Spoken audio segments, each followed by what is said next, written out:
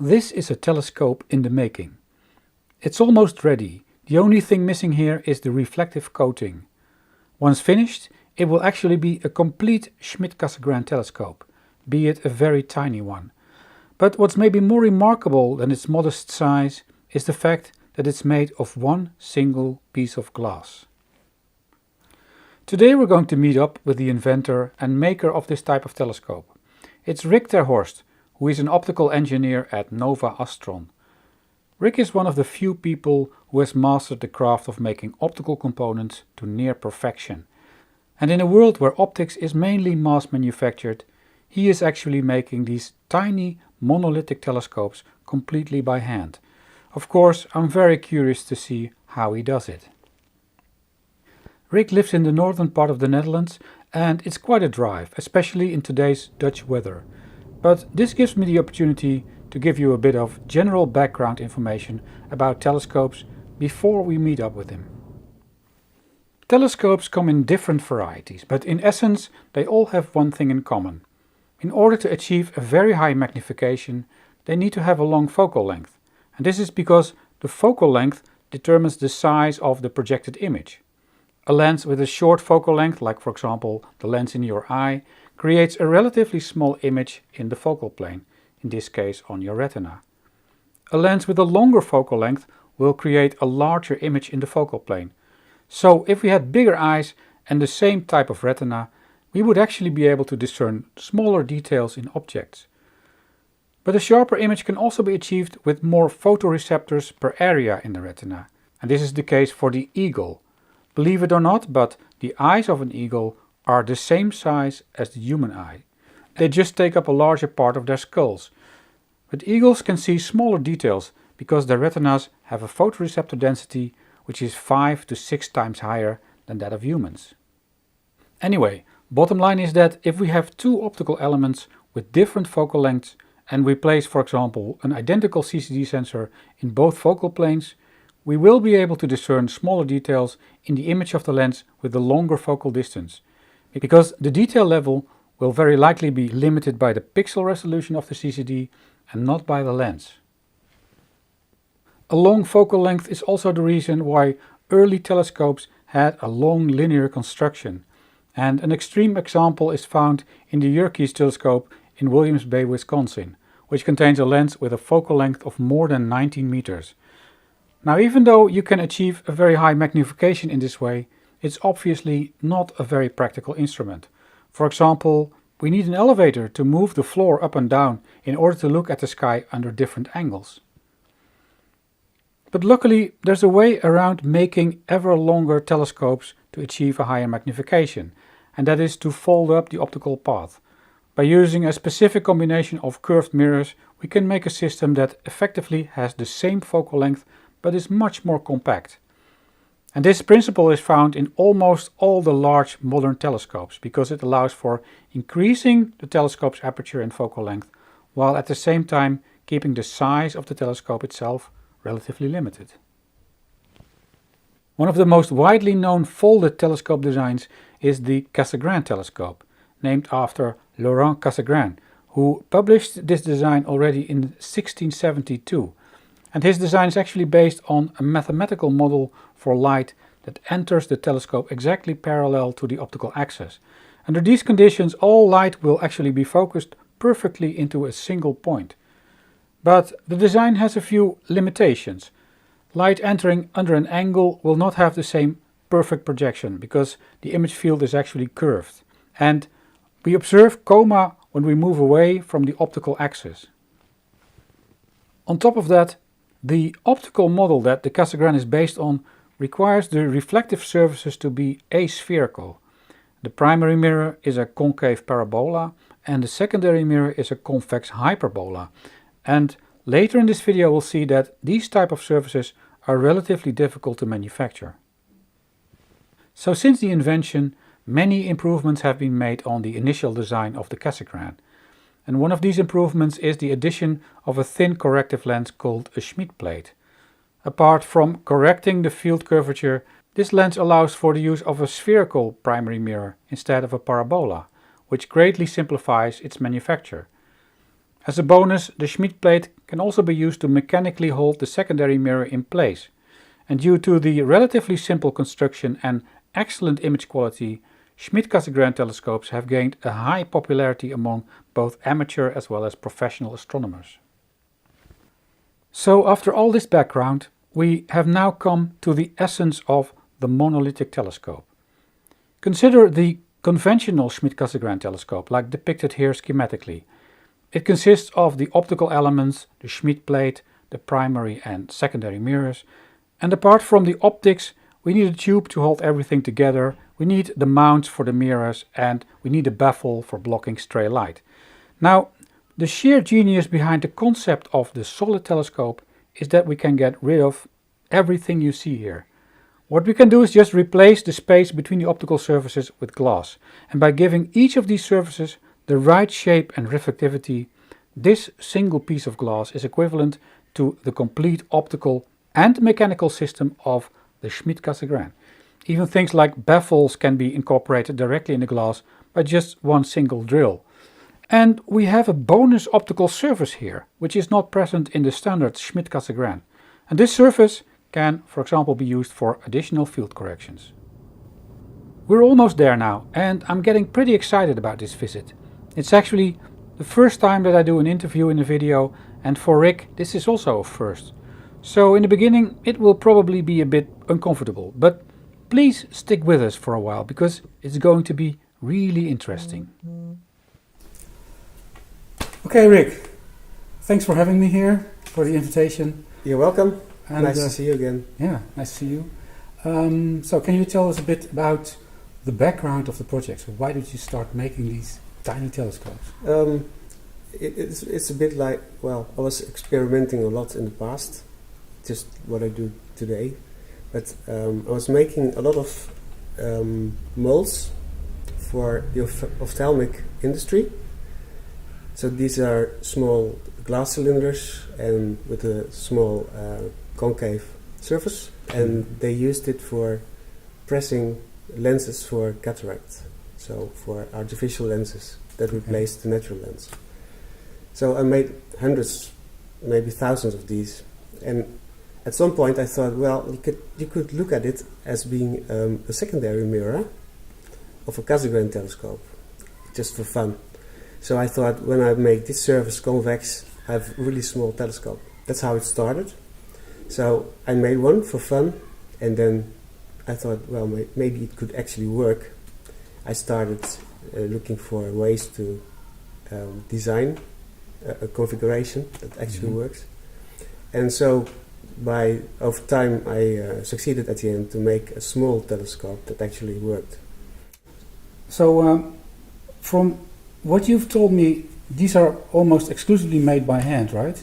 Yeah. And so how long does it, let's say, typically take you to finish one? That depends on the design and the requirements, of course. Mm-hmm. If I really have time and have everything prepared, tooling, grinding glass, test glass, I could do it in a week. Okay. But the current version that I'm working on takes way more time. It's designed for a space project in the US, and the requirements are quite strong, and it takes way more time to make this a spherical surface to the right accuracy. So that takes more months than weeks. Okay. Is it possible to tell us something more about this space application? So what exactly are you looking at? Yeah, this is a student space project from the University of Portland. And so students are developing a CubeSat, and they were looking for a camera with sufficient resolution so they could see the campus from space. And the normal existing cameras, the low budget cameras, couldn't get this done. Okay. So then they found an article about this telescope that I made somewhere in 93 or 94, and then they thought, well, that's exactly what we're looking for. It's compact, it has still long focal length, and they could use it for their projects, and that's their application at the end. Okay, so what is the focal length of this of these telescopes, let's say? The one I'm making for US has a focal length of 125 millimeters, but this one has a focal length of almost 300. Okay. So it's small. It has a smaller obstruction, longer focal length, and it's more relaxed in terms of accuracy because it's a bit longer. Yeah. Now, given the high-tech and innovative character of these telescopes, you'd expect that making them requires some pretty advanced equipment. But the opposite is actually true. The whole process is done on just 1 square meter in a small corner of Rick's house. So, Rick, this is where the magic happens, right? Exactly. All magic. This is all I use for making these telescopes. So, I have a measuring device for measuring parallelism of the glass blank. This is how it started, in fact. I have a tool for measuring thickness. I have test glasses that I use for checking the curvature of the surfaces. And it's a feed-driven spindle. And this is, in fact, all you need. Apart from the fact that you, of course, need to drill these cores. Yeah, that's the only thing that's done externally. So at my work in Dwingelo, I have drilled this, the baffle, in fact. Okay. But I can show you how it's polished. At the moment, I'm polishing this convex surface, and well, it's done by hand on pitch. It's very traditional, but it's, in my opinion, still the best way to polish.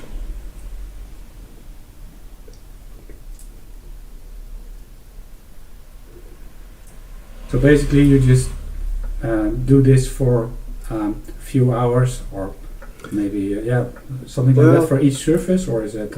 Yeah, it takes quite some time. It depends. This is a spherical surface. This is quite easy, so this is done within an hour. But the aspherical surface, which is really a strong asphere with up to 60 microns asphericity, that's a really different. 60 or 16? 60. 60. Okay. 60. Well, Yeah. that's a strong asphere. Yeah. So this is how we do it.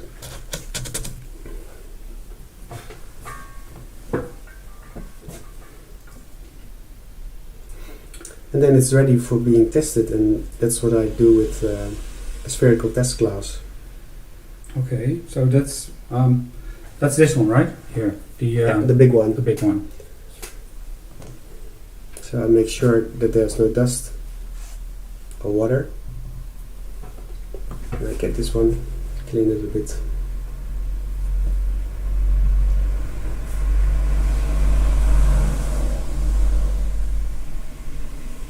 And by looking at the fringes, you can see whether it's spherical or convex or concave.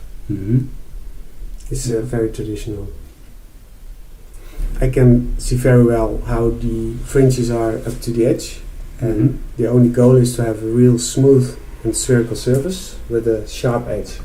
Okay. And that gives me a very good reference for testing the front surface at the end. Personally, I think watching these polishing movements is very relaxing. So, before I get too zen, it's probably a good idea to take a step back and explain exactly why it is so much easier to make a spherical surface than an aspherical surface. And the reason is pretty simple. The sphere is the only shape in which the surfaces still fit exactly, even when they are displaced along the degrees of freedom of the surface, basically tilt and rotation. Now, with aspheres, that's not the case. Take this parabola. The surfaces might fit well in one position, but if you displace one of the two surfaces, you'll find that the shapes only touch very locally, indicated here in red. And when you're performing an abrasive action like grinding or polishing, you will remove material only in these areas. So what happens is that if you continue this for a longer time, the asphere gradually iterates back to the spherical shape, because that's the most stable shape, where there's contact over the full surface area. What this also means is that if you want to make an aspherical surface, like for example the hyperbolic secondary mirror, you cannot do this easily with a large size rigid tool. In this case, we actually want the removal of material to be non-uniform over the surface. So in general, the strategy with aspherics is to start out with a spherical surface and then use a grinding or polishing tool that is much smaller than the optical surface. And if we want to get from spherical to hyperbolic, we can, for example, vary the contact time or the pressure over the surface in such a way that we remove more material in the center than in the edges. But we want the end result to be very smooth and accurately curved, of course, and exactly this requires a lot of experimenting, as Rick called it. Next he demonstrates what making an A-sphere looks like in practice. But then I have to first finish the front surface. If it's finished, I have to make the secondary mirror aspherical. And that's done with a very small polishing tool. And it looks as if I'm done in a few seconds, but it's not. It takes hours and hours and hours to get the A-sphere in the right proportion.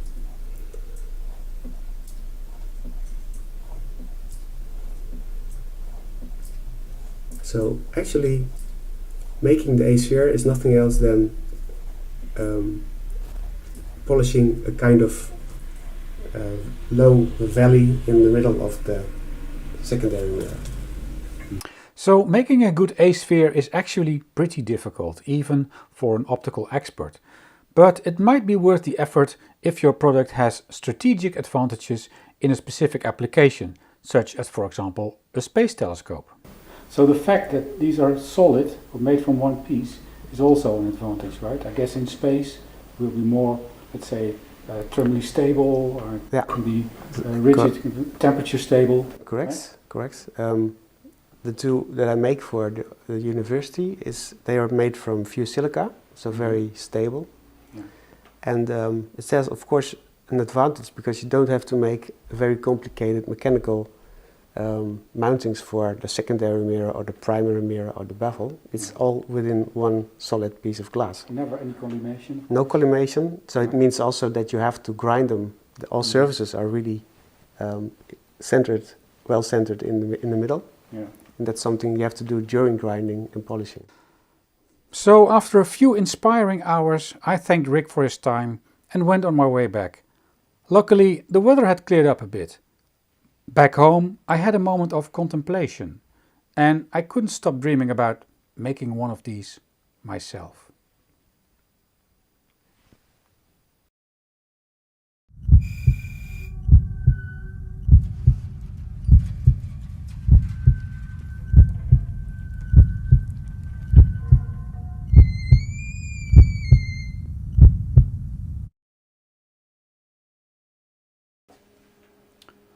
After many months of intensive research and development, we at Huygens Optics have developed the new generation of the so-called Terhorst telescope. By increasing the diameter by only a factor of 2, we've managed to create an aperture that is 4 times larger in area. At the same time, we've increased the mass to aperture ratio by a factor of 2. So what you're saying is that it's bigger and it's heavier, right? Well, you know, I can't really comment on that. I mean, that's proprietary information, right? Anyway, look at it. It's still tiny. Do you have a name for it? Well, in fact we have, yes. So basically we're planning to connect 4 of these together using interferometers, thereby creating one very large telescope. And that's exactly the name we came up with, the VLTT. The Very Large Tiny Telescope.